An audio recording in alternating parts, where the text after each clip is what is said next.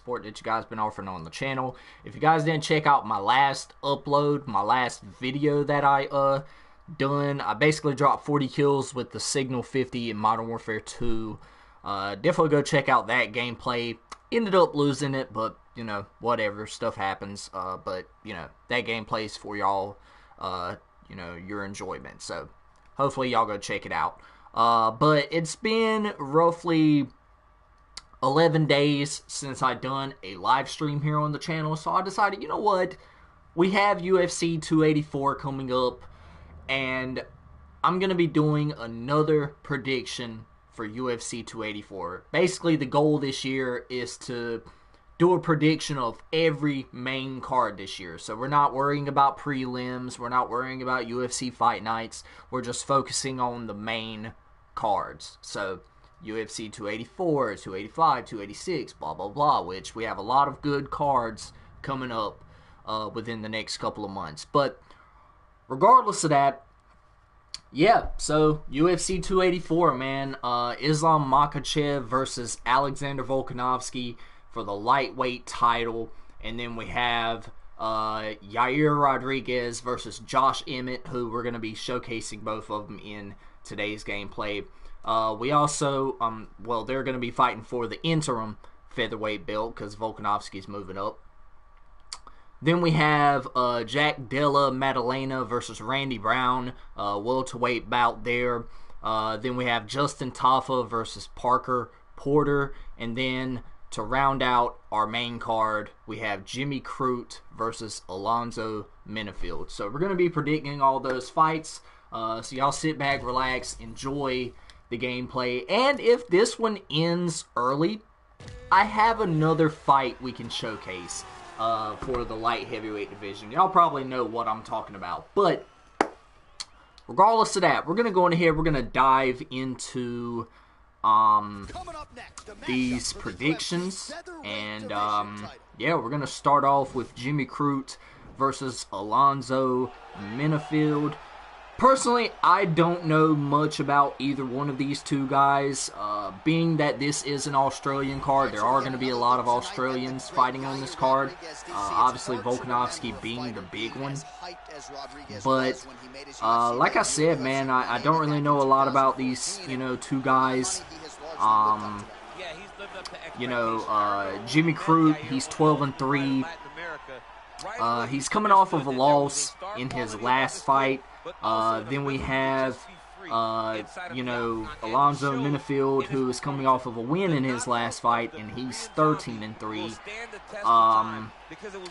You know, Menifield Crute has the 2-inch height advantage, but Crute has the, or Menifield has the 2-inch reach advantage. Sorry if I can't speak right now.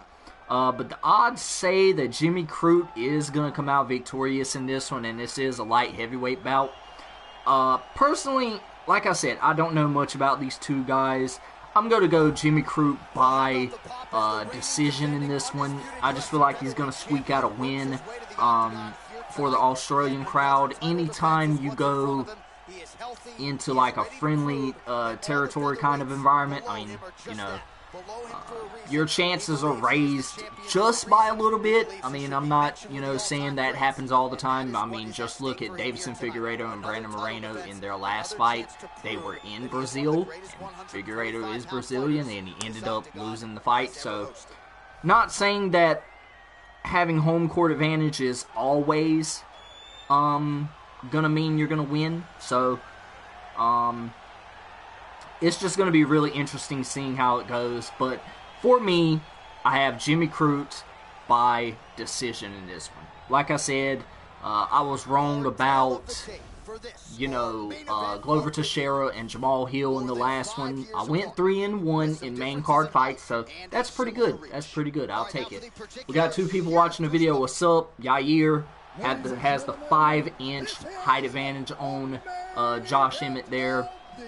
This fight's going to be pretty good. I feel like this fight right here is going to be good.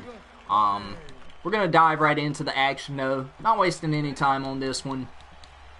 But we'll get to their fight here in just a second. But Then, moving on to a heavyweight bout featuring Justin Tafa versus Parker Porter. You know, the odds are pretty close on this one. They have Justin Tafa at a minus 140 odds. Now, the odds don't always tell the whole story. Diving into these two guys, you know, Justin Tafa, he's coming off of a win in his last fight, but he's 5-3, so he has less fights than Parker Porter does. Both are 6 foot tall, and Parker Porter has the 1-inch reach advantage. You know, and Parker Porter is coming off of a loss in his last fight, but he's 13-7. I kind of feel like experience is going to play a big part in this one. Like I said, however, it's hard to bet on that Australian crowd, man. It really is. It's hard to bet on them. We got 3 people watching the video. What's up? Appreciate everybody stopping by. But I don't know, man. It's kind of hard to say. Looking at the picture of these two guys, Justin Tafa really reminds me of a Tai Tuivasa. Just the way he's built. But I don't know, man. I don't know. Give me Justin Tafa by 3rd round knockout. I feel like he's going to finish it in the 3rd round. I feel like he's going to gas the other guy out and, you know, knock him out for the Australian crowd, and he's going to take it home. So give me Justin Tafa by knockout.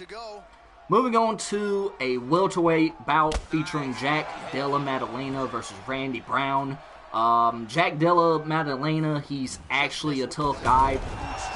I believe he trains at City Kickboxing with, you know, Israel Adesanya and, you know, Alexander Volkanovski and all the other Australian fighters that are there. And then you have Randy Brown, who's from Jamaica. Like I said, I don't really know much about Randy Brown. I know a little bit about Jack Della Maddalena. You know, like I said, City Kickboxing, I think that's where he trains at. But I'm taking Jack Della Maddalena in this one. I feel like he's going to have the edge. You know, he's 13-2. Both are coming off of a win in their last fight. I mean, Jack Della Maddalena, he is giving up a height advantage to Randy Brown, but I just feel like Jack Della Maddalena, he's going to close it out for the Australian crowd. So give me Jack Della Maddalena by decision. So moving on to the fight that is showcased right now, Yair Rodriguez versus Josh Emmett for the featherweight interim title belt, okay? So this fight right here is gonna be an interesting one because stylistically these guys fight very, very different. You know, Yair Rodriguez is more of a kickboxer, whereas I feel like Josh Emmett is more of a striker. Anytime you have a kickboxer and a striker go at it, there are just so many styles to judge and break down. But Yair Rodriguez is coming in as the favorite with, you know, minus 160 odds. But looking at their records, Yair Rodriguez is 15-3 and Josh Emmett is 18-2. Both are coming off of a win in their last fight. Josh Emmett coming off of that decision win against Calvin Kattar. And then Yair Rodriguez is coming off of that kind of crazy win against Brian Ortega, because Brian Ortega had that, I think it was a shoulder injury or something like that. You know, Yair Rodriguez, he does have the 5-inch height advantage, but he's only got the 1-inch reach advantage. I feel like height and reach play a big factor in a fighter's style, and I feel like since Yair is, you know, a pretty tall fighter in that featherweight division, I just feel like stylistically, and you can see in this gameplay, you know, he's throwing a lot of jumping switch kicks. He's throwing, you know, a lot of kicks that are similar to, you know, Sean O'Malley, the way he throws his kicks. You know what I'm saying? Very, very similar in that sense. Both of those guys are obviously in different weight divisions. But I would have to say, just judging off of their last fights, I feel like Yair Rodriguez looked better in his last fight. Don't get me wrong, Josh Emmett is a phenomenal fighter. He's a phenomenal featherweight. But I'm just going for Yair Rodriguez in this one. I feel like he's going to take it home via 4th round knockout. I could be wrong about that. I just feel like Josh Emmett has a good gas tank on him. And I feel like he's going to push Yair Rodriguez to go all, 5 rounds. But I just feel like Yair Rodriguez is going to close it out with a beautiful timed head kick. I just feel like to close out the fight. But yeah, give me Yair Rodriguez 4th round knockout. Now, what's interesting about this fight, and my girlfriend wanted me to shout her out in this video, so shout out to the old lady. She's probably watching this. Maybe she's watching it. I don't know. But so the interesting thing about this fight right here is that whoever wins this one obviously will be whoever faces Alexander Volkanovski whenever he decides to come back to the featherweight division. Beautiful knockdown by Yair Rodriguez. He's putting the pressure on Josh Emmett early in this one. I feel like he's already up 2 rounds to none. Kickboxers are very, very hard to deal with. I mean, jumping beautiful switch kick. I mean, literally, I've said it once and I've said it before. My favorite kind of fighting is kickboxing. If you can take a man's legs, you can take him out of the fight. You know what I'm saying? Just ask Paulo Costa whenever Israel Adesanya was throwing them damn leg kicks at him. But, like I said, whoever goes on to win this one will be facing Volkanovski for that featherweight title. Now, I feel like Volkanovski will beat whoever wins out of this one. It's not going to change my opinion. I still feel like Yair Rodriguez will take this victory home. That's not disrespecting Josh Emmett in any ways. Josh Emmett is a phenomenal fighter. Like I said, coming off of that win against Calvin Kattar. A lot of people thought Calvin Kattar won the fight, but hey, we've had worse decisions this year. Paddy Pimblett, Josh Gordon, whatever. But yeah, I just feel like whoever wins this fight will end up losing against Alexander Volkanovski. That's just the way I feel about it. I'm not going to change my tune about that. So, I mean, literally, Volkanovski is just leaps and leaps beyond every other featherweight in that division. I mean, literally, he's beat Max Holloway, what, 3 times? 4 times, I think it was something. 3 times. He's beat... Oh my god, that rolling thunder kick is something else. Oh my god. He's going to posture up on him, going to tee off on him. Oh my god, Yair is hitting some crazy shit right now. But like I said, Volkanovski, like I said, he's just leaps and bounds beyond everyone else. Now he's going to flatten him out. He's going to, throw some strikes. But, Volkanovski, he's beat Max Holloway. He's beat, Brian Ortega, Korean Zombie. I mean, yeah, Korean Zombie is older, but still, Volkanovski, like, he doesn't have anybody. He doesn't have anybody to face. He might as well move up and go to the damn, lightweight division. He might as well. He might as well, you know what I'm saying? Like, I just feel like, for me, he's better off going in that lightweight division, rather than, just looping around the block. You know what I'm saying? But, that's just me. Y'all let me know what y'all think. And Yair Rodriguez closes it out by knockout. Did he throw a head kick? I didn't even see it. I was looking at the statistics of both of the fighters. But oh my god, let's see what he did. Let's see what he did here. Yeah, jumping switch kick to the head. There's a spinning jumping switch kick there. Yair Rodriguez, man, phenomenal kickboxer. I just feel like that's how he's going to close it out. I feel like that's how he's going to close out this fight. And, yeah, I feel like he's going to take it home. 4th round knockout, head kick, boom.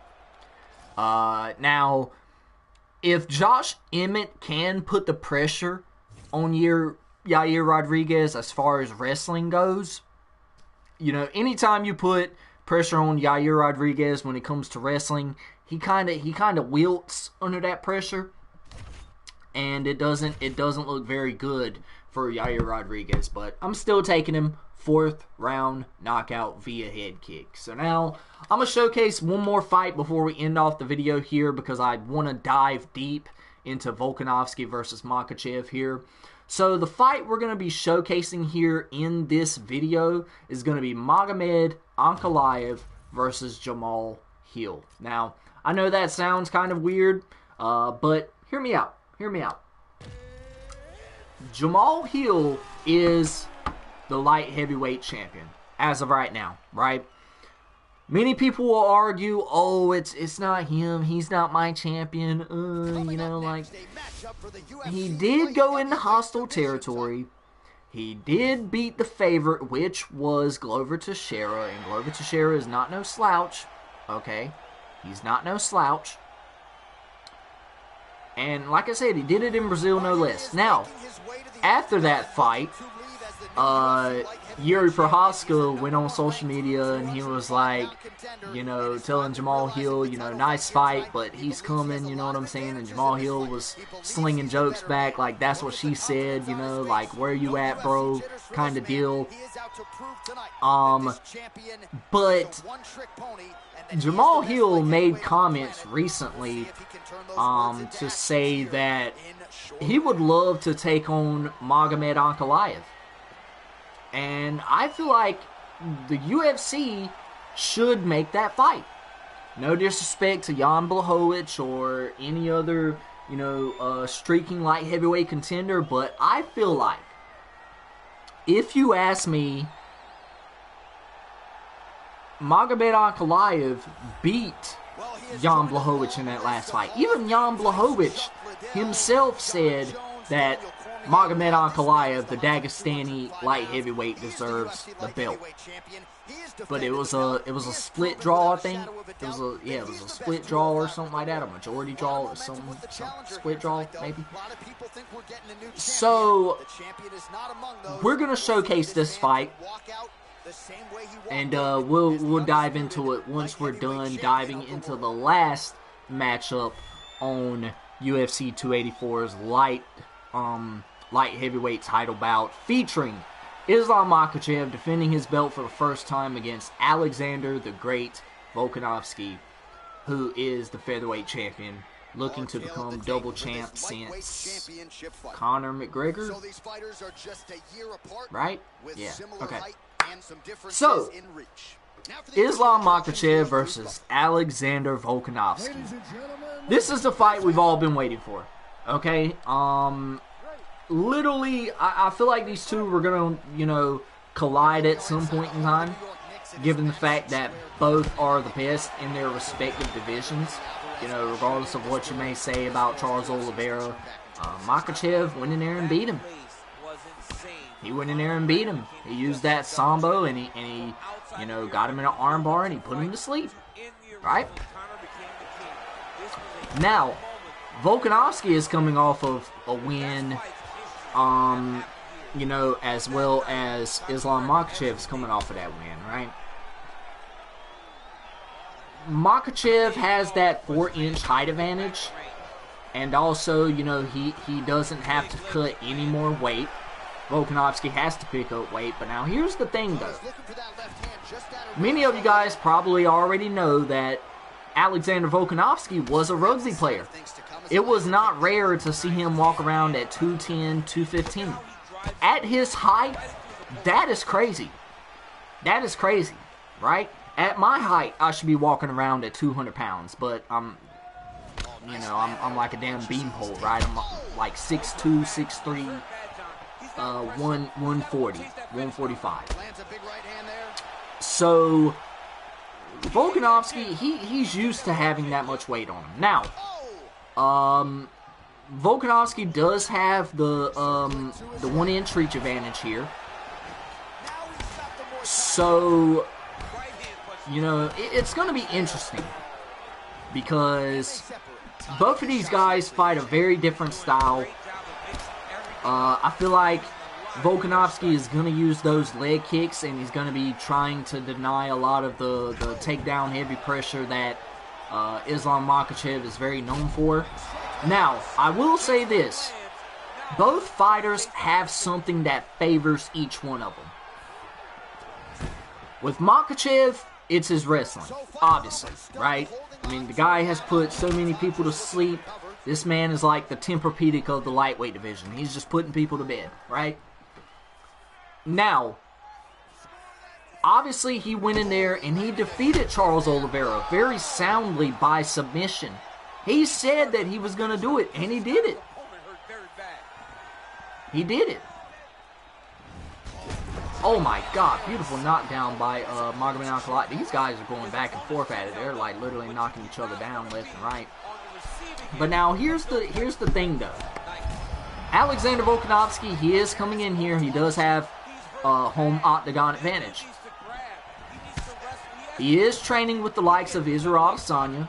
He is training with the likes of Jack Della Maddalena. He's training with a lot of good people from City Kickboxing. And, you know, just the fact that his striking, I feel like Volkanovski's striking is much better than Makhachev's. But I feel like their strengths are going to cancel each other out. Now, here's where it's going to get dangerous. If Makhachev cannot take Alexander Volkanovski down, it's going to be a very long night for Makhachev. Because Volkanovski is just going to put the pressure on him. He's going to throw leg kicks. He's going to throw jabs, you know what I'm saying? He's going to throw body shots, right? However, if Volkanovski can't defend Makhachev's takedowns, well, Volkanovski might as well bend over and kiss his ass goodbye, because Makhachev, once he gets you on the ground, it's a wrap. Sayonara. Good night, sleep tight. Don't let the octagon bite, because guess what? You're going to bed. Just ask Charles Oliveira. Just ask Dan Hooker. You know what I'm saying? Just ask all the guys that Makhachev has submitted. Now, the one thing that is going to be different in terms of Islam Makhachev's preparation is that Khabib Nurmagomedov, he's not going to be there as his coach. So we're going to have to see how, you know, Makhachev handles that. You know, his coach, his mentor, longtime friend, not gonna be there to help him out. However, Makhachev does have a lot of good coaches. He has a lot of experience. He knows what's up. And Volkanovski, he has that crowd behind him. And he has City Kickboxing in his corner. So as far as who I think will win this fight, I am still going with Islam Makhachev. I feel like Makhachev will pressure him. I feel like Makhachev is going to be much more stronger. He's going to use his height. He's going to use that beautiful form of Sambo that we all know and that we know he's dangerous for. But that's not to say that Volkanovski is a heavy underdog, because he's not. But for him to step up in weight and go against Islam Makhachev, who just defeated arguably the best lightweight in that division, Charles Oliveira, very soundly, it's going to be difficult for Volkanovski. But this will not be a one-sided war where one person is swinging the hammer and the other person's taking damage. No. This will be it'll be a 3-round fight. It'll be a 3-round fight. I mean, obviously the fight's 5 rounds because it's a title fight, whatever. But Makhachev will put the pressure on him, and he will get him out of there soundly. He done it against one of the best jiu-jitsu artists in the game in Charles Oliveira, who has submitted Dustin Poirier, who has submitted Michael Chandler, you know, or, you know, all those other guys. Like, he's beat all those other guys. You know what I'm saying? Like, and Makhachev just made it look easy. Luckily, he made it to the end of that round. He made it look easy. So, with that being said, it will be a 3-round fight. Volkanovski will end up losing this fight. He will end up going back to the featherweight division to try and pick another fight between whoever wins between Josh Emmett and Yair Rodriguez, which will probably be who faces Volkanovski. Will be Yair Rodriguez. I'm calling it out. Calling it out now. And Makhachev will maybe get a matchup with Beneil Dariush. Maybe get a matchup with Dustin Poirier. Maybe even Justin Gaethje. So we'll see what happens here. We'll see what happens, but those are my predictions, and I'm gonna stand by those predictions. But y'all let me know what y'all think down there in the comment section below. Who do y'all think will win each of these main card fights? But we're gonna dive into this matchup right here between Magomed Ankalaev and Jamal Hill. And so far, I feel like Magomed Ankalaev has won both the first and second rounds. But I feel like Jamal Hill is making a case for this 3rd round if he can maintain control time and if he can put the pressure on Magomed Ankalaev. Now, you know, both of these guys, you know, they wanted to, you know, square off against one another, right? Jamal Hill called him out. Now it's up to, you know, Dana White to make this fight happen, because I feel like this is the fight that they should make happen. Jan Blachowicz, he's had a lot of chances at the gold. You know what I'm saying? Obviously, he had the gold once before. Not Charles Oliveira, but Glover Teixeira took it from him. Then Glover Teixeira lost to Yuri Prochazka. Yuri Prochazka was squared to go off against Jan Blachowicz. No. He was squared to go off against Glover Teixeira, my fault. But then that fight fell through because Yuri injured his shoulder. So he surrendered the lightweight belt, and it was put up as a vacancy belt, where Jamal Hill and Glover Teixeira met. And then, you know, obviously, Magomed Ankalaev and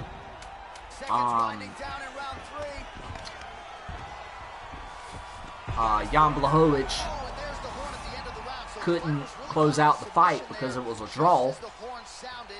But when you have a guy who has won light heavyweight gold say that another guy is the champion and should have been the champion, I feel like this is the only logical fight to make. Maybe you put Jan Blachowicz in there against.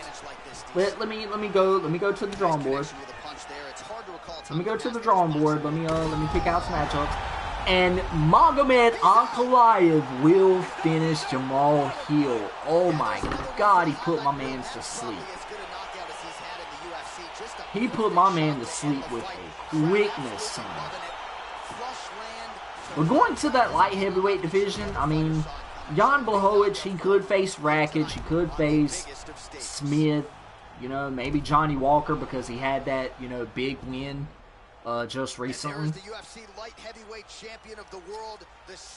But I just feel like Magomed Ankalaev and Jamal Hill is the next light heavyweight championship fight to make. Jamal Hill is calling him out. We all know that Magomed Ankalaev beat Jan Blachowicz in the last one. So Dana White, make this fight happen. And if these two were to square off, give me Magomed Ankalaev. Third round submission. He's going to put Jamal Hill to sleep. I understand that Glover Teixeira couldn't do it. But Magomed Ankalaev is a Dagestani, and them Dagestanis are built different. But that's going to wrap up this video. I hope you guys enjoy it. Y'all let me know what y'all think about my predictions down there in the comment section below. What are some fights that y'all are interested in seeing? We're going to break down Cyril Gane versus John Jones probably before that fight happens as well. But yeah, y'all let me know what y'all think down there in the comment section below. Like I said, hope y'all enjoy it. If y'all did, y'all drop a like, y'all subscribe. Make sure your notifications are turned on so that way you don't miss a video when I upload.